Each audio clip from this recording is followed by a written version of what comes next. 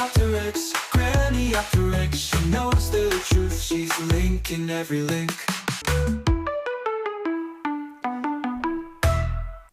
I understand spin.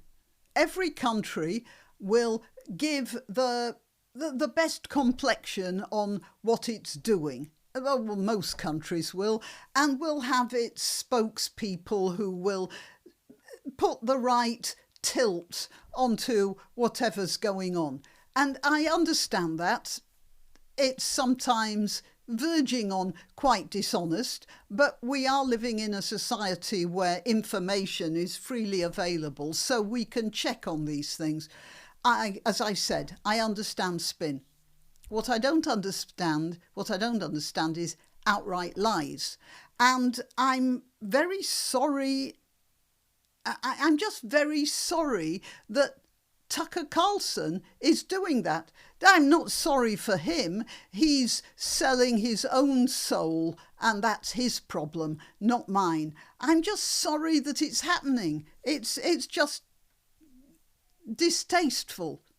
That's all it is. It's distasteful. Now, he's this little piece here, he's talking about Israel destroying Beirut.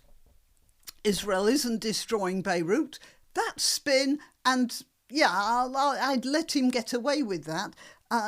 Basically, what's happening is Hezbollah has been bombing Israel from Beirut, and Israel has gone into the has been bombing in return a southern suburb of Beirut where Hezbollah is embedded. You wouldn't expect any country to just let bombs come down without some sort of response, would you? So there's that. And you might say, he could say Israel has no right to retaliate. He could say that Israel isn't retaliating in the correct way according to his lights, and that's reasonable. But to say that Israel is destroying Beirut is rubbish, and it's simply a lie. And at that point, he's, in my opinion, stepped over the line of spin to just the evil of lying. So let's listen to this. One thing I noticed, I can't contain myself and have to express it, but when you say that the Israelis are destroying Beirut, which is, having been to a lot of places in the world, one of the prettiest places on the globe, Beirut is a marvel. It's beautiful. Beirut is, or at least was, a very pretty place. It was built by the French, and they built it somewhat in French style.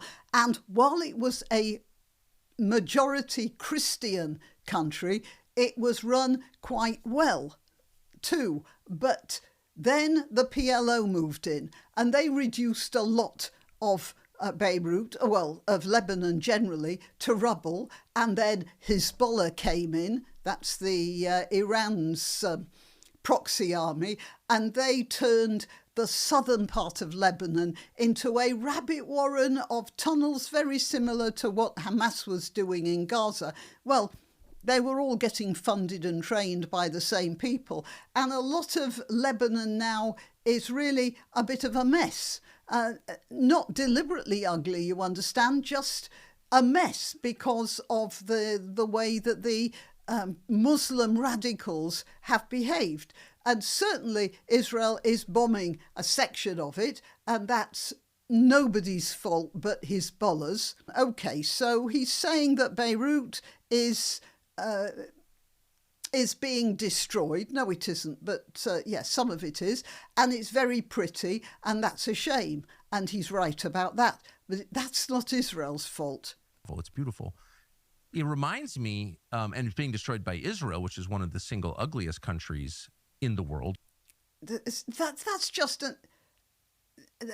a crass lie. Israel is actually very beautiful, and it has the advantage geographically of going from the mountainous areas in the north through the coastal plain down to the southern desert, the Negev desert, and it has all these different landscapes. So it's very varied, considering that it's the size of New Jersey or something.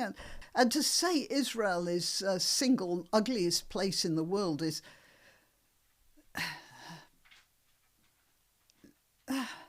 I don't know. I don't know how anyone can say that. Oh, that was my dog, by the way. Okay. Nothing of beauty has been built there since 1948. Sorry. They haven't built anything of beauty since 1948, apart from the fact that they have refurbished Jerusalem in a most remarkable way. I've been told that there's one street, Jaffa Street, which was very narrow. It was the narrow 19th century road into the walled city, and they widened it. But there were these old buildings on either side. And what they did was they took the buildings apart, stone by stone, each stone numbered, and moved the buildings so that there'd be a wider Jaffa Road. I don't know how anyone can say they haven't built anything beautiful since 1948. But I did go to Grok and I found this. Some modern architecture. I've seen pictures of old churches that are now in beautiful gardens and the Baha'i temple and all the rest of it. This is all fairly old stuff, but it's all been kept beautifully maintained. And then, of course, the modern stuff. I'm not a huge fan of modern architecture, but it has to be done here. I'd say that's pretty attractive myself. And this is all modern parts of Tel Aviv. I found this. I have no idea what it is. But I believe it's called the Maximilian Centre. Now, you can see what's happened here. That looks like it was part of an old building. And then they put this new section onto it and built a sort of arcade over the top.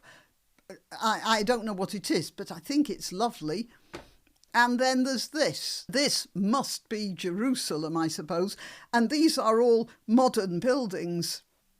But they've been done with the Jerusalem vibe, haven't they? To say that Israel hasn't done anything beautiful since 1948 is just nonsense. And then there's this. Now, perhaps you don't think that that's all that beautiful. It certainly doesn't have much of an architectural splendour about it. It is a water, distillation plant or whatever you call it. And Israel has built several of these plants throughout Israel, and pumping stations and pipelines. And they are providing water into completely arid areas of Israel. And they have managed to get so much clean, pure water out of the Mediterranean, drinking water, processed it into drinking water. They are selling it to Jordan. They are also recycling. I don't know, maybe this is a recycling plant. I'm not sure. But they recycle a lot of their water as well. They have the sort of water technology that other countries only dream of. And I'll tell you what, Iran could do with some of this, because they have a terrible water problem at this time. And I'd say that's pretty damn beautiful, if you want my opinion, because beauty comes in all sorts of ways. And yeah, there are the usual touristy stuff things as well. You're going to find those too. But I'd say that this is just about the most beautiful thing I could possibly see anywhere. And these aren't so dusty either.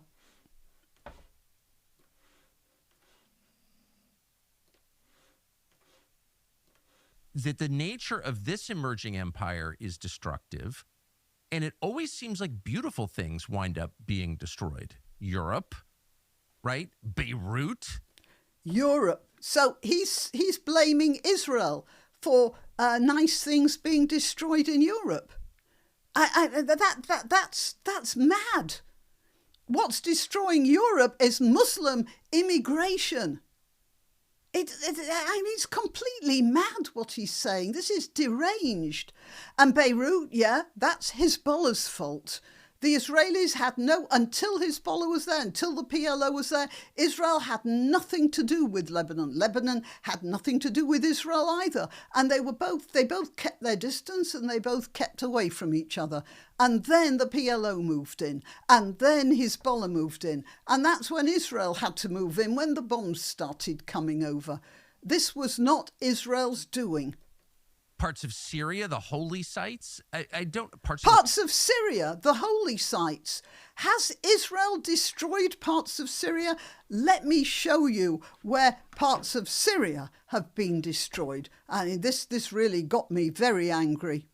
This is ISIS in a Syrian or, I don't know, Iraqi museum. I think it's probably Syrian.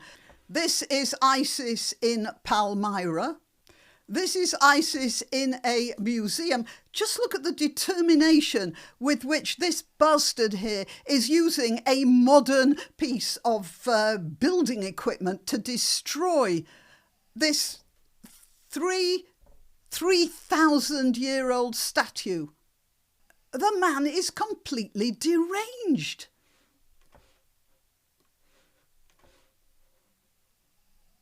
Iran are apparently beautiful, totally blown up.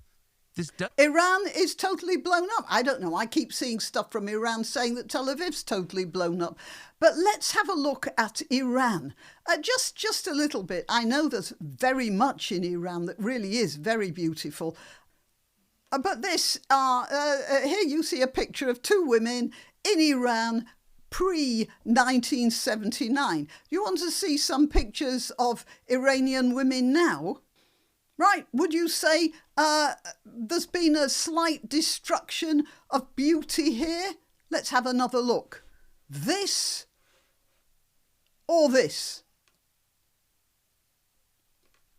Right, let's get back to Tucker. It does seem like a war on beauty as well, which next to truth. A war on beauty. Right, let's see a war on beauty, should we? This is the Baha'i Temple in the northern city of Haifa in Israel. Does that look like there's been a war on beauty there? This is a church in Jaffa. Does it look like there's been any war on beauty there? The gardens are beautifully kept. The building is in good order. There's been no war on that, has there? And here is a nature reserve in the Negev desert.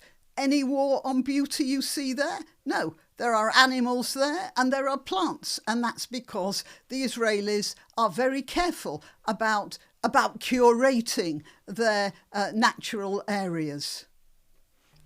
This is the war on beauty. This is what Iran has done to its water resources through incompetence, nepotism, and corruption.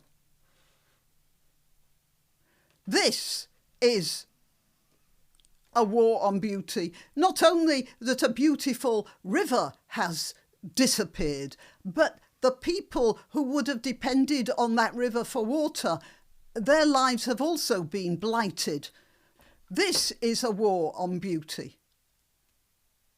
And Carlson is accusing Israel that is selling water to Jordan, or maybe giving something, and giving water to Gaza for free, by the way. At that point, it's not spin anymore. It's just out and out lying and to an evil level. I don't know how he can look at himself in the mirror. It seems the determined effort of the IDF to destroy beauty. And I just want to say that because A determined effort of the IDF to destroy beauty. They're not the ones destroying ancient statues in Palmyra. They're not the ones who've turned southern Lebanon into a Swiss cheese of terror tunnels. And he's accusing them and saying that they haven't built anything since 1948 of any beauty, and that they are conducting a war on beauty. And then he starts blaming them for what's happening in Europe. It's mad. Really notice it. Oh, well, that's the end of it. Right. Well, I just find it... I find it very depressing. Yes, depressing that somebody can lie so well. You know, when we hear, Iranians lying about their particular brand of religion and social development or whatever, you expect it of them. Of the mullahs. You expect them to do that because they have a religious agenda to fulfill. When the Hamas lies about hospitals being bombed, when they bomb the hospitals themselves, you expect it because they have their agenda as well. But Tucker Carlson is an American brought up in the American system.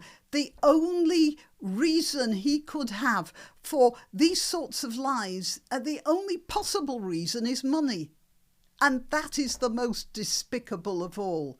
When you have a religious agenda, I may not like it, but I can understand it. It's not despicable, it's just wrong. That is despicable. And that is very depressing. Okay, till next time. You can help my channel by subscribing and clicking the notification bell. That's quite important. And by sharing if you're so inclined. Links to my other channels and to donation methods are in the description. But the best way you can help is simply by clicking like and notify. Thank you.